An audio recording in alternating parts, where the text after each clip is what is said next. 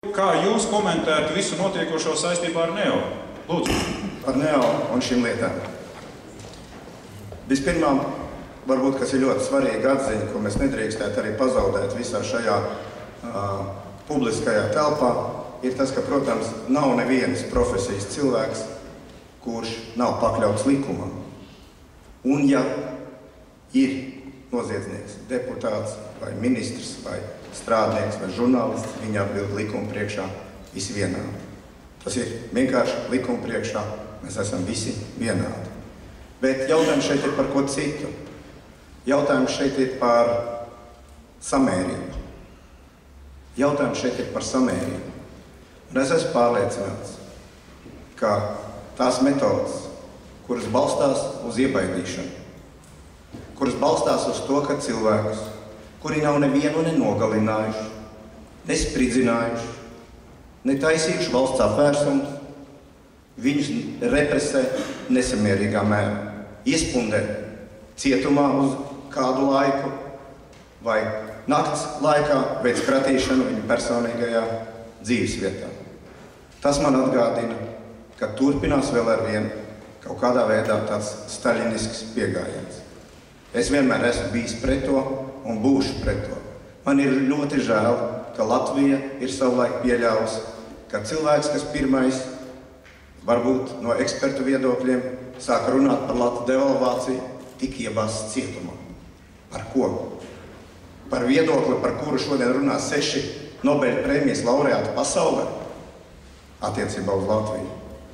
Vai šajā gadījumā par saukto NEO, kurš iespējams, es nezinu faktūru, iespējams ir pārkāps likumu. Bet vai tā ir samērība pret ģimenes cilvēku, pret vienu labu nozars pētnieku, iespundējot viņu cietumā? Un tā mēs šos piemērus, kur uz represiju iebaidīšanas pamata mēģinam vārā demonstrēt savu pārākumu, nav atbalstām lieta. Tas ir mans viedoklis, par pārmērību ir jāsaņem politiskas atbildības sodamērs. Es personīgi esmu pozīcijās, šī nav pirmā reize, kad Lindai Mūrniecei ir jāatstāj amats. Tā viņa jau taisnojās, kad aizsūtīja speciālu vienību izkliedēt Bauskas protestētājus, kas bija nesamērīgs, maksimāli agresīvais varas spēks, ko varēja nolikt pretī mierīgiem piketētājiem, demonstrācijas dalībniekiem. Šeit mēs redzam kaut ko citu. Tieši atkal vienu cilvēku, kurš nav neko izdarījis, kā es teicu, tādu, lai būtu apdraudējums būtiski sabiedrībai, ieliek cietumā. Politiskā atbildība tieši to pieprasa. Esi atbildīgs, atstāj amatu. Un tas, ko Vienotība ir izdarījusi pēdējās dienās, viņi ir uzdevuši arestēt NEO, viņi ir uzdevuši veikt kratīšanu žurnālistes dzīvoklī. Tālāk viņi ir deleģējuši savu advokātu Loskutovu, kuram tagad ir jāizpestī NEO no tā, ka viņu pašu partijas cilvēks viņu ir arestējis. Un visbeidzot, sabiedriskā organizācija Mērovica biedrība ar LRT priekšgalā saka, ka mēs tūlīt cīnīsimies par vārdu brīvību, kuru apspiež. Man šķiet, ka šis politiskais teātris būtu jāizbeidz un nedrīkst nekādā gadījumā šādā veidā spēlēties ar valsti. Un šajā gadījumā godājamais cilvēks zem vārda NEO noteikti, ka viņš ir kļuvis par ķīlnieku, bet man šķiet tas, ko mēs nedrīkstam pieļaut, ka politiskais spēks šādā veidā izmanto, tā skaitā arī represīvās metodas. Noteikti, ja gadījumā kāds būtu uzzinājis, ka NEO ir šis cilvēks, kurš tiek meklēts, viņu varēja vienkārši uzaicināt, nopratināt, un, kā teica Andris Šķiela, nav jau šis cilvēks bīstams. Ko tad viņš izdarīja? Viņš paņēma to informāciju, kas bija pieejama, dēļ kaut kādas kļūdas vidas sistēmā, viņš viņu nopubliskoja un viss, ja, viņš neko nav zadis. Bet, diemžēl, tas, kas noticis, man šķiet, ka tas viss ir saistīts ar tādu priekšvēlēšanu momentu. Un tas, ka Loskutovs tagad ir kļūst par galveno aizstāvi pēc tam, kad Mūrniece ir devusi uzdevumu attiecīgi rīkoties, tas man rada tiešām liels jautājums zīmes. Paldies. Mazīs replika vēl par NEO.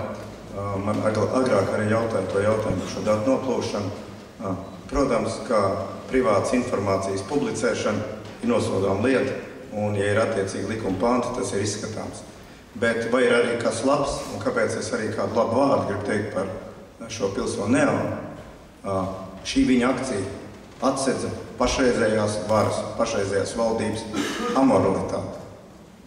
Jo mēs skaidri ieraudzījām, kādas patiesās algas, pie tam vēl saistībā ar budžeta līdzekļiem, tiek maksātas, stāstot, ka visi savilks Latvijā jostas.